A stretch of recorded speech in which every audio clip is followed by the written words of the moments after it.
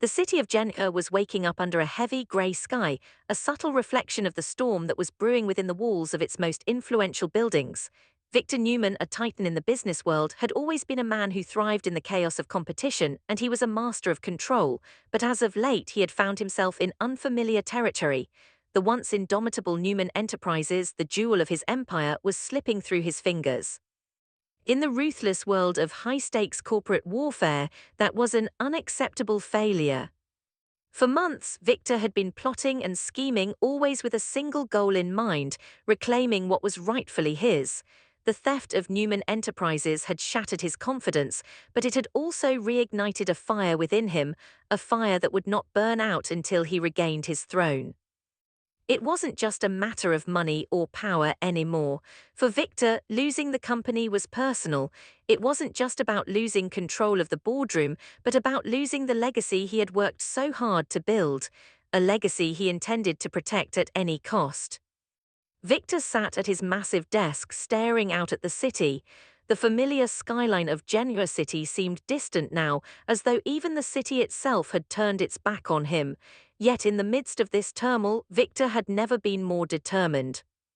Victor's mind raced as he recalled the series of events that had led him to this point. The ruthless moves made by Phyllis Summers, a woman who had once been a mere footnote in his life, had taken center stage. Phyllis was not someone he had ever underestimated.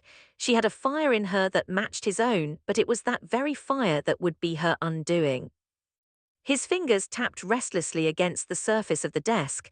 He could hear the voice of his old friend Michael Baldwin echoing in his mind. Michael had been his confidant, his legal advisor, and perhaps most importantly, his loyal ally in the world of corporate warfare.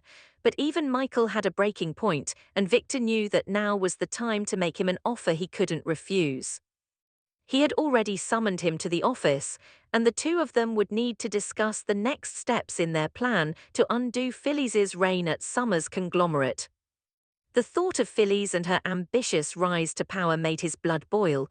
She had managed to recruit Fenmore Baldwin, an influential and cunning businesswoman, to help her achieve her goals. Together, the two women had built Summers' conglomerate into a formidable entity, one that was now a threat to everything Victor held dear. But no one threatened Victor Newman, and got away with it. As he paced across the room, he thought back to the conversations he'd had with Michael over the past week. Victor had been open about his plans to bring Phyllis down. Michael, always cautious and methodical, had expressed his concerns, but in the end, he knew the power of Victor's determination. He would help him bring down Phyllis, just as he had helped him countless times before. Victor dialed Michael's number, his heart racing as the phone rang. He had known Michael for years, trusted him with more than just business. There was no one else in the world who understood the depth of Victor's anger and frustration better than Michael did.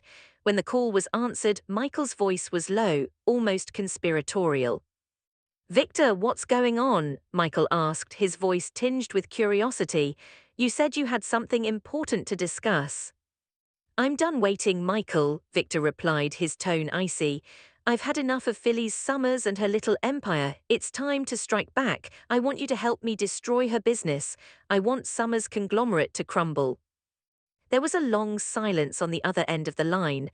Michael had known Victor for years, but he had never heard him sound this cold, this driven. "Are you sure about this? You know Phyllis won't go down without a fight. She's already got Baldwin in her corner." "I don't care about the fight," Victor snarled. "It's time for the Newmans to take back what's theirs. We'll destroy her from the inside out." Michael sighed. "All right, Victor, I'll start working on it, but you know this is going to get ugly." "Ugly is what I do best, Michael," Victor responded, his voice full of authority. "Make it happen." Phyllis Summers, on the other hand, was in a much different mood that morning. The sun shone through the large windows of her penthouse office, casting a warm glow over the room. Phyllis had never felt more powerful, more in control. Her recent success with Summers' conglomerate had given her the confidence to push forward with even bigger plans, and with Fenmore Baldwin at her side, she felt unstoppable. "Victor will never see this coming," Phyllis muttered to herself as she reviewed the latest reports on the company's growth. The board meetings, the negotiations, the takeover plans, everything was falling into place. It was a dream come true, but Phyllis knew that dreams had a way of turning into nightmares when Victor Newman was involved. She sat back in her chair contemplating the past few weeks. Her partnership with Lauren had been a strategic move. Together, they had built something that was more than just a business. It was a symbol of female empowerment, of resilience in the face of adversity. Phyllis had never been one to play by the rules, and now, with Lauren by her side, she was rewriting the rulebook altogether. "I think we've done it, Lauren," Phyllis said as she dialed her business partner's number. "I think we're finally in a position to challenge Victor and his empire." On the other end of the line, Lauren chuckled. "I don't think Victor knows what's about to hit him, but we have to stay smart, Phyllis. This is just the beginning." As the two women continued their conversation, Victor was already preparing for his next move. He would not let Phyllis or anyone else stand in his way.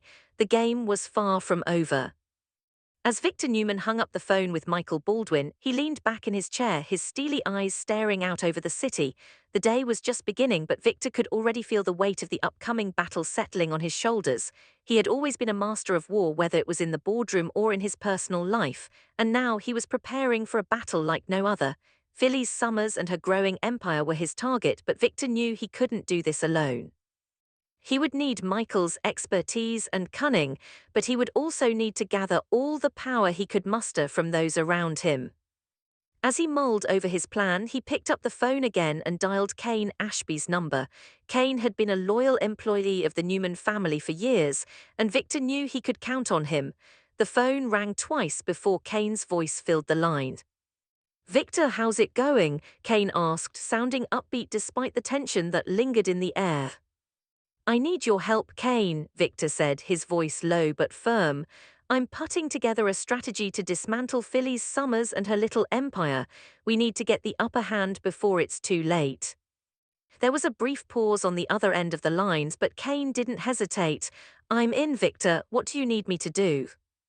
"I need you to keep an eye on Jack Abbott," Victor replied, his eyes narrowing as he thought of his longtime rival. "I have a feeling he's about to get involved in this mess, and I don't want him sneaking around behind my back. We need to stay one step ahead of him." Kane nodded, his voice resolute. "Understood. I'll make sure Jack doesn't make a move without us knowing." "Good," Victor replied. "And remember, this is more than just business. This is about sending a message to anyone who dares to challenge the Newmans." With that, the conversation ended. Victor had just secured his first ally in the war against Phyllis and her growing empire, but there was still much more to be done. As he sat back in his chair, he felt the familiar rush of adrenaline that came with preparing for battle.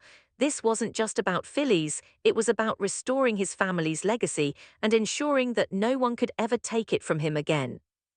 Meanwhile, across town at Summers' conglomerate, Phyllis was in the midst of a heated meeting with Lauren Fenmore Baldwin. The two women had been working side by side for months, building Summers' conglomerate into a powerhouse that rivaled some of the biggest companies in Genoa City. But now, the stakes were higher than ever. Victor Newman had finally made it clear that he would not allow them to succeed without a fight. "We knew this day was coming, Phyllis," Lauren said, her voice calm but tinged with concern.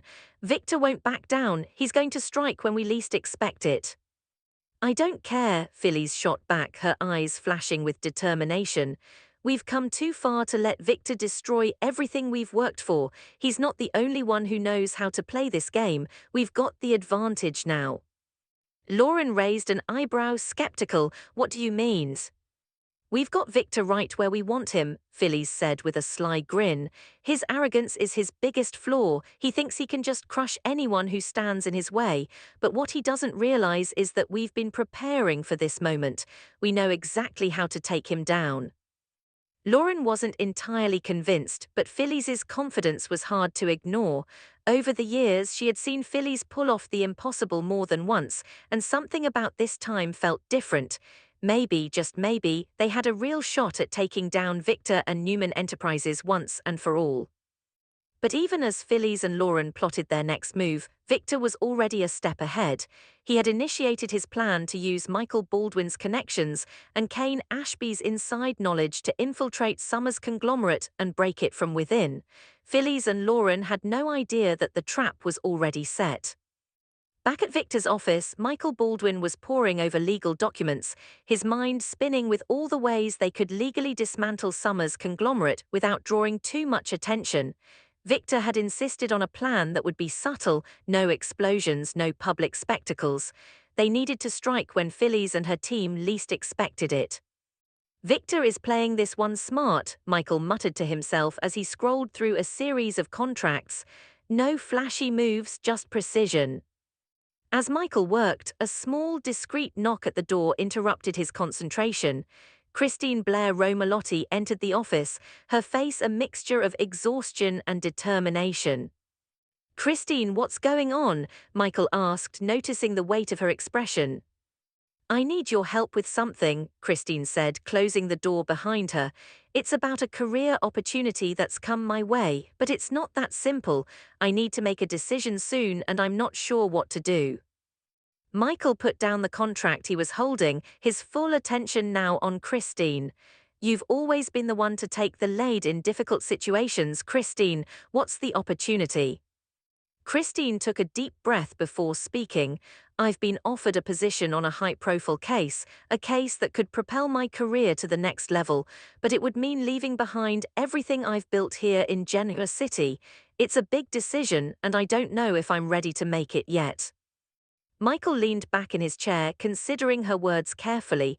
"I can't tell you what to do, but I will say this. Sometimes the right decision is the one that challenges you the most, but whatever you choose, know that I'm here for you." Christine nodded, grateful for Michael's support.